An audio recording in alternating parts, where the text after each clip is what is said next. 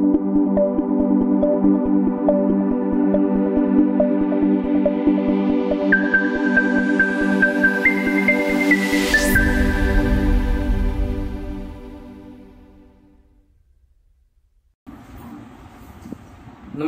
ओम group tuition मध्ये आपल्या सर्वांचं स्वागत करतो आणि आपण आता मॅथ्स 1 म्हणजे अल्जेब्रा बद्दल क्वाड्रॅटिक इक्वेशन हे चॅप्टर आहे. क्वाड्रॅटिक इक्वेशन याची आता सुरुवात करतो. क्वाड्रॅटिक इक्वेशन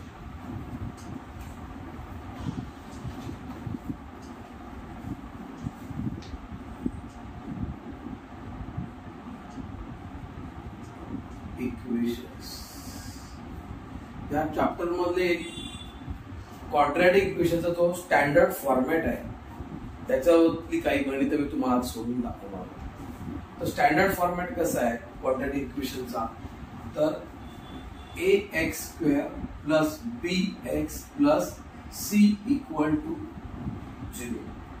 इथे a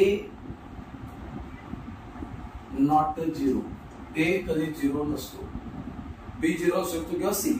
लक्षात आलं. तर ह्या फॉर्मॅट मध्ये सम कशी असतात आणि कशा पद्धतीने परीक्षेला विचारली जातात. तर बघा, आपल्याला समजा तर हे इथे a b and c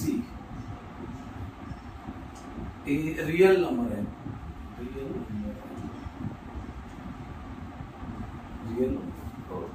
आता या फॉर्मॅट मध्ये प्रत्येक क्वाड्रॅटिक इक्वेशन असेल हे पहिलं बघितलं परीक्षेत किंवा पुस्तकामध्ये, त्यालाच क्वाड्रॅटिक इक्वेशन. नाहीतर उगाच कसं तरी असेल चालणार. उदाहरणार्थ मी तुम्हाला सांगतो की समजा आता हे बघा, x² - 4 = 0. तर ह्याला स्टँडर्ड फॉर्मॅट मध्ये बनवायचं. कसं स्टँडर्ड फॉर्मॅट मध्ये. मग स्टँडर्ड फॉर्मॅट काय असला पाहिजे, ax² + bx + c म्हणजे a b c variable constant number आहे आणि सिंगल व्हेरिएबल असतो. आता इथे बघा, इथे हा जो पहिला टर्म आहे ती आहे a स्क्वेअरची, सेकंड टर्म नाहीये, लास्ट टर्म आहे.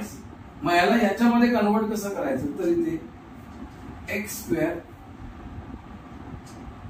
+ 0x - 4 =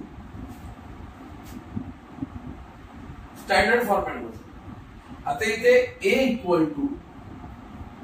b = आणि c = तर a = व्हॅल्यू काय, तर इथे जो x² आहे, लक्षात घ्या इथे x² आहे, इथे 1 नंबर आहे, तो लिहिला नाहीये म्हणजे तिथे तो आहे.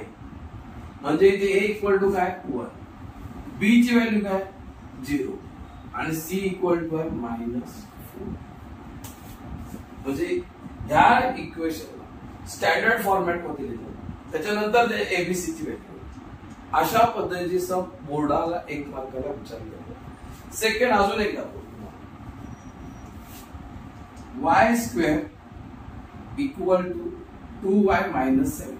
बरोबर. ह्याला पुन्हा स्टँडर्ड फॉर्मॅट मध्ये घ्यायचं. स्टँडर्ड फॉर्मॅट मध्ये घेताना पहिल्यांदा काय बघायचं, तर सगळे नंबर आहेत या टर्म्स आहेत या इक्वल टू च्या लेफ्ट साइडच्या, म्हणजे त्या फॉर्मॅट मध्ये फिरवताना आपल्याला इथे y² हे -2y + 7 = 0. तर इक्वल टू च्या राईट हँड साइडचे लेफ्ट हँडला आणले तर त्याचं साइन चेंज झालं. इथे प्लस होतं ते मायनस केलं, इथे मायनसचं प्लस झालं. हा झाला स्टँडर्ड फॉर्मॅट, म्हणजेच y² - 2y + 7 = 0. स्टँडर्ड फॉर्मॅट ह्या पद्धतीने. मग इथे a = किती आहे,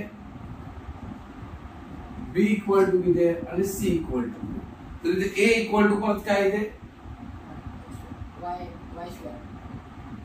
व्हेरिएबल y², पण नंबर कोणता आहे 1. इथे कोणताच नाही म्हणजे कोणता आहे, मगाशी पण इथे सांगितलं होतं नंबर कोणता आहे 1. इथे -2, b ची व्हॅल्यू ज्याचा इंडेक्स 2 आहे तो ए, इंडेक्स 1 आहे -2 आणि हा सी 7.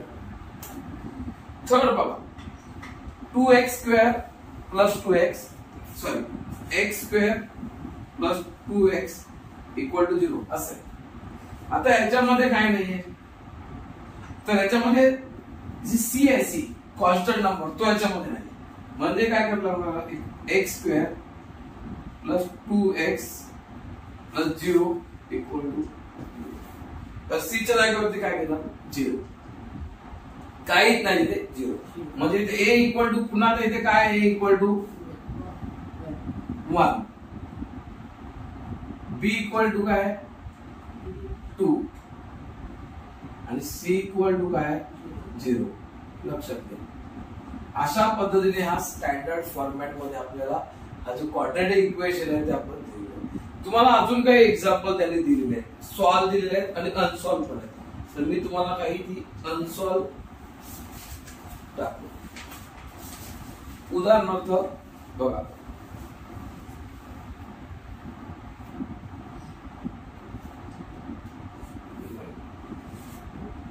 हा झाला स्टँडर्ड फॉर्म. त्याच्यानंतर ना त्या दुसरा क्वेश्चन विचारला तो बोला की decide which are the quadratic equation. याच्यातली क्वाड्रॅटिक इक्वेशन कोणती असा एक तुम्हाला क्वेश्चन. तर तुम्हाला हा पहिला मी आता हा एक स्टँडर्ड फॉर्मॅट आहे क्वाड्रॅटिक इक्वेशन, ती काही गणित आहे.